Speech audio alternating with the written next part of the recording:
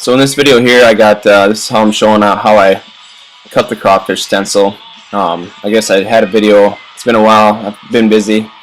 It's been hunting season up here, so that's done now. So trying to get back to getting some videos done. I got a lot in mind that I'll get done here, hopefully sooner than later. But so if you've seen that video that I have showing how to use the stencils, this is how I go about cutting them. It's kind of a long process, but in the end, if you get a good set of stencils, it's definitely worth it. But right now, I just on the bait drawn the pattern that I want, and it's right there. I wasn't happy with it, so I just sanded it off and started over.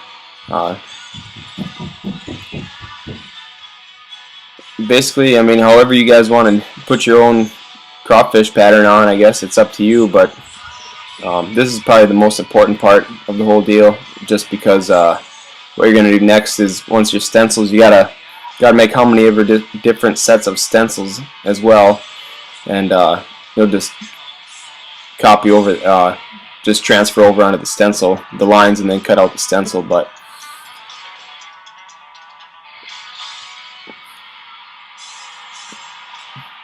so once you get one side done like that, draw kind of some reference lines on the top and bottom, so you know where your scallops are gonna, so they end up being the same on both sides.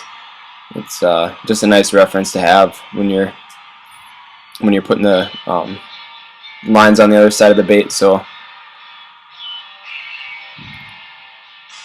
this here is just like a fine tip Sharpie, so leaves a real nice line for doing this for sure.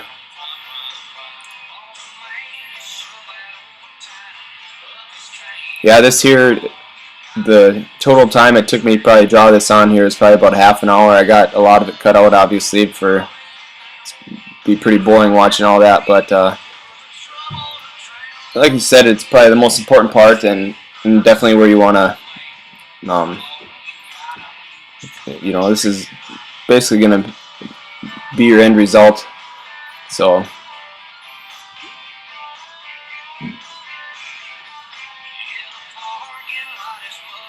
go ahead and then just finish your scallops all the way down the bait, and once you get that done, there's ready to start transferring what we did on the bait now onto the stencil. So go ahead and just trace the lines onto the stencil on all of them. You know, like this here's got 4 scallops, so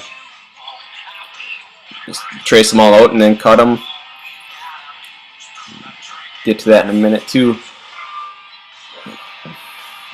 Like these stencils that I make, that I sell on the website too, they're 20 thousandths thick is the material, and it's a real heavy duty stencil, so it's a little tougher to cut, but they'll last forever. I don't know, they're, for what you don't shoot and paint through, they're almost indestructible. So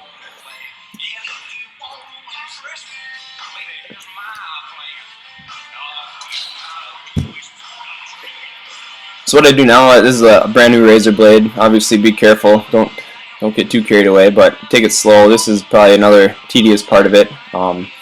What I do first is just kind of trace, and try not to go all the way through the plastic, but just kind of trace around the line first, and then it almost gives you like a something to follow once you do sink your blade all the way through the plastic. So definitely take your time on this, and if you're gonna miss, try to miss on the inside of the what you're cutting out. That way you don't have any mistakes. But I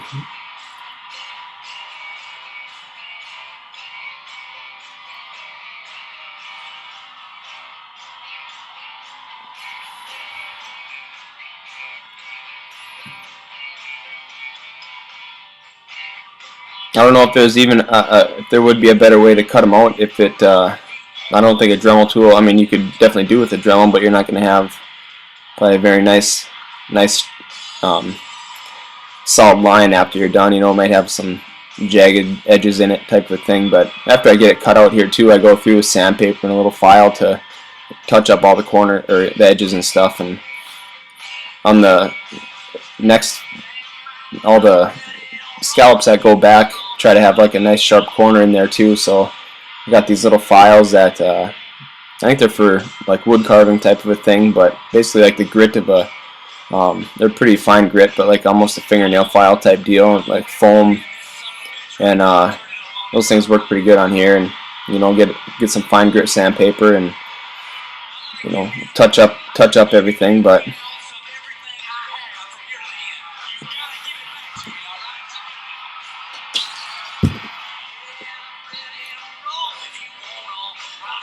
the reason I'm showing this whole process of cutting it out so long is just so make sure you take your time. You know, just don't try to whip them out. You know, get them cut quick and end up with, you know, a bad looking stencil. You know, getting cut outside the lines, or cut yourself, I guess too, is probably the main thing. But I got the big hunk cut out now, and go through and touch up all the edges. Then once you get them all cut and sanded and actually start painting with them, unless you're somehow amazingly perfect, you'll probably have to go back through and touch them up a little bit more. You'll see where some lines are connecting. It's all pretty minor after that. Once you kind of get them on the get them after we're done here. But definitely using these custom form stencils is the way to do it. I mean, it fits right on top of the bait. It's going to repeat all the time. So like I said, the thickness of the material is the main part too. I mean, you're going to have good consistency with everything, and using milk carton jugs is, you know, it might work, but you get kind of flimsy stencils that way. But so here's the 1.5 stencils that I just cut out, and then here's the 2.5s. I got a bottom cut out for that scallop too.